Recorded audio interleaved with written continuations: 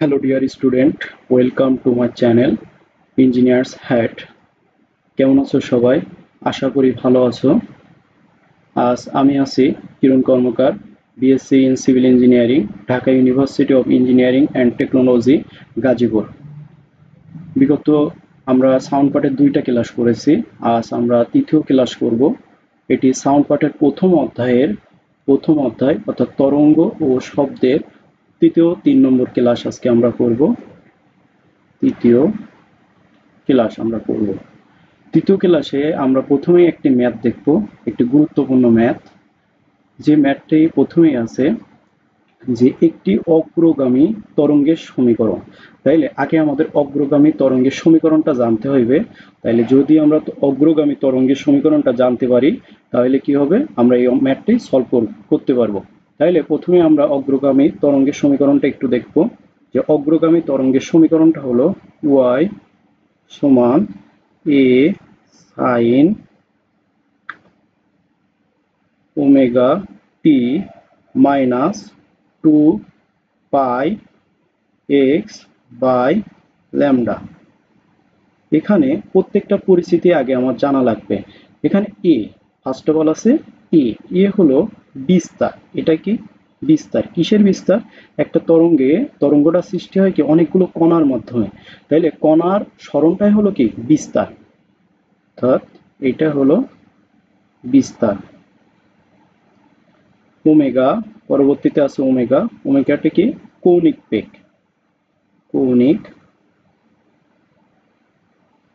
বেগ। পরবর্তীতে আছে টি। টি আমরা সবাই জানি, টি হলো সময়। টি হলো সময়। পরবর্তীতে পায়ের ভ্যালু আমরা সবাই জানি যে পায়ের মান 3.1416, বা আমরা পাই কনস্ট্যান্ট রাখতে পারি এখানে। তারপরে যদি দেখি এক্সটা হলো সরণ। এক্সটা কি সরণ। আর একদম শেষে যেটি আছে ল্যামডা হলো তরঙ্গ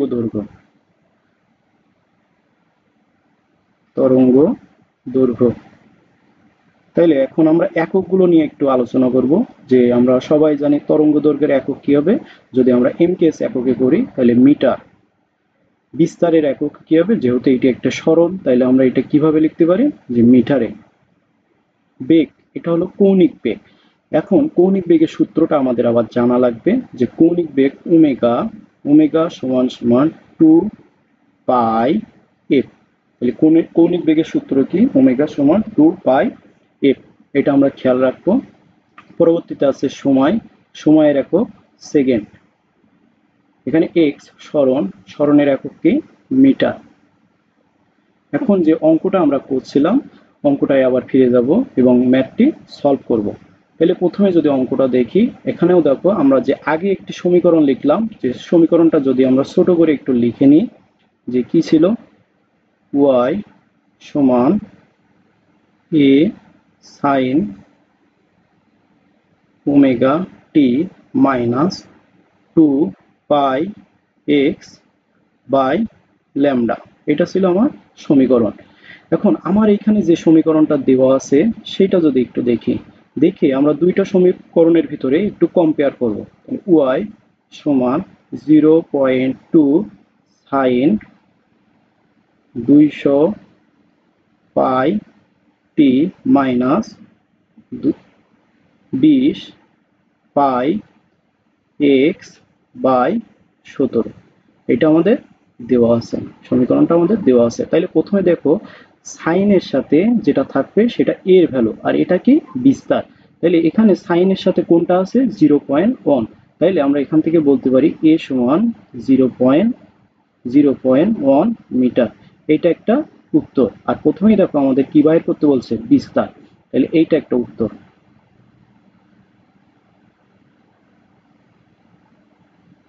পরবর্তীতে যদি দেখি যে ওমেগা কার সাথে আছে, ওমেগাটা আছে টি এর সাথে। এখন এই সমীকরণে যেটা দেওয়া আছে যে টি এর সাথে আছে কি 200 পাই। তাইলে আমরা এইভাবে লিখতে পারি যে ওমেগা সমান সমান 200 পাই।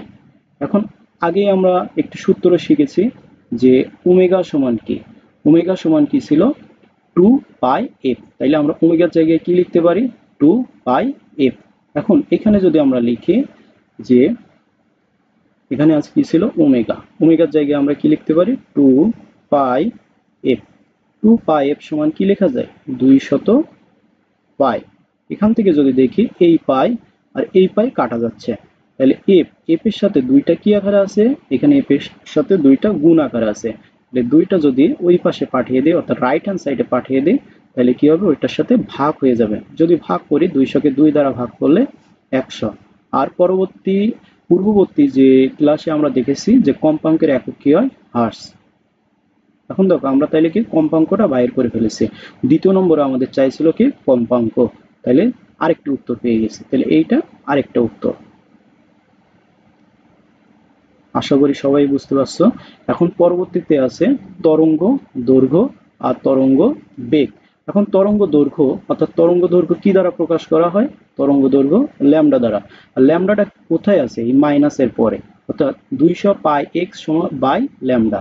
এখন দেখো মাইনাসের পরে আমরা যে প্রদত্ত সমীকরণ এইখানে কিভাবে আছে যে 20 পাই এক্স বাই 17, তাহলে এইটা সমান সমান আমরা সূত্রের সাথে যদি কম্পেয়ার করি তাহলে কি লিখতে পারি 2 পাই এক্স বাই ল্যামডা সমান সমান এইটা।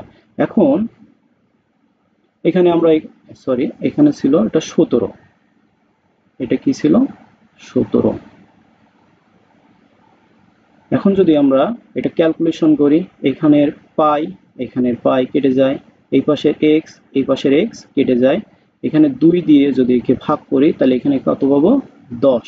এটা যদি আমরা ক্যালকুলেশন করি তাহলে কত পাবো যে 8 গুণন যদি করি তাহলে 10 ল্যামডা সমান সমান 17 সমান সমান ল্যামডা সমান কত হবে 10টা ল্যামডার সাথে কি আকারে আছে গুণ আকারে, এই পাশে আসলে ভাগ হয়ে যাবে, তাহলে 17 ভাগ 10, 17কে 10 দ্বারা ভাগ করলে 1.7। আর ল্যামডার একক কি হয়, ল্যামডা মানে কি তরঙ্গ দৈর্ঘ্য, আর দৈর্ঘ্যর এমকেএস একক কি মিটার। তাহলে পরবর্তী আরেকটি উত্তর আমরা পেয়ে গেলাম। এবং সর্বশেষ আমাদের যেটা চেয়েছে সেটা হলো বেগ।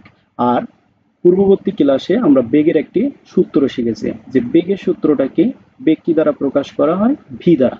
ভি সমান কি এফ ল্যামডা, ভি সমান কি এফ ল্যামডা। এখন আগে যদি আমরা দেখে থাকি যে এফ এর মান অর্থাৎ কম্পাঙ্কর মান কত পেয়েছি 100 হার্টজ গুণ ল্যামডা, ল্যামডার মান কত পেয়েছি 1.7। এখন 100-র সাথে যদি 1.7 আমি গুণ দিই তাহলে কত হবে 170। আর বেগ, বেগ অর্থাৎ কি স্মরণের হার, তাহলে স্মরণের হারকে আমরা কি দ্বারা প্রকাশ করি মিটার পার সেকেন্ড। এটাই কি আরেকটি উত্তর। আশা করি সবাই অঙ্কটি বুঝতে পারছো। যদি বুঝতে পারো কমেন্টে জানিও, আর কোনো সমস্যা থাকলেও কমেন্টে জানাইতে পারো। এখন পরবর্তীতে আমরা আরেকটি ম্যাথ সলভ করব। পরবর্তী ম্যাথটা যদি আমরা খেয়াল করি যে দেওয়া আছে কোনো একটি সীমাবদ্ধ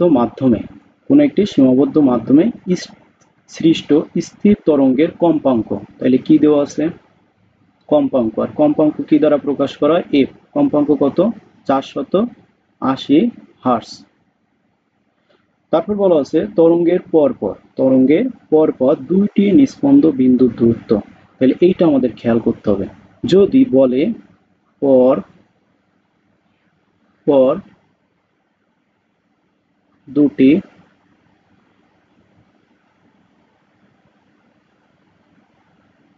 নিস্পন্দ বিন্দুর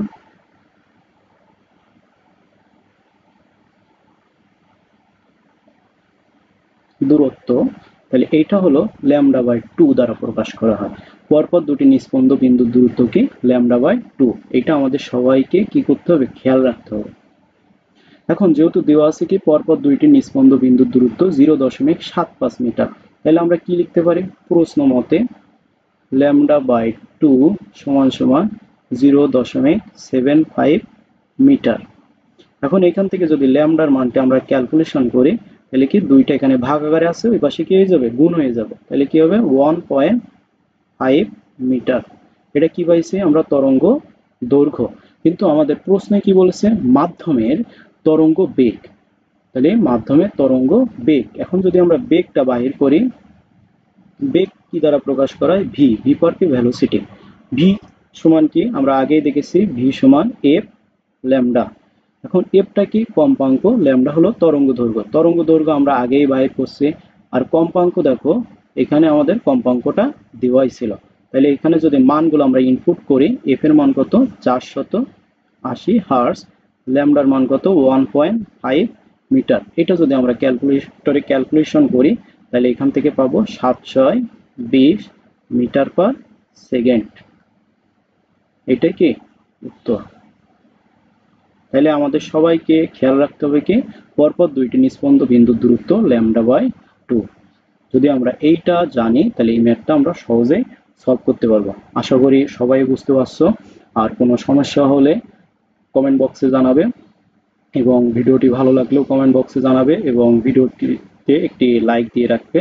আর তোমরাই জানো, আমরা এমসিকিউ এর জন্য বাজারে একটি বই নিয়ে এসেছি, যে DUET crackdown the ultimate MCQ বুক।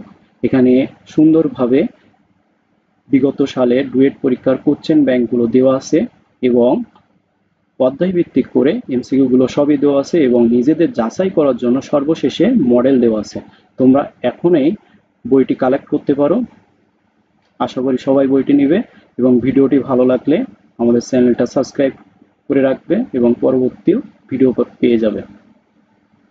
ধন্যবাদ সবাইকে।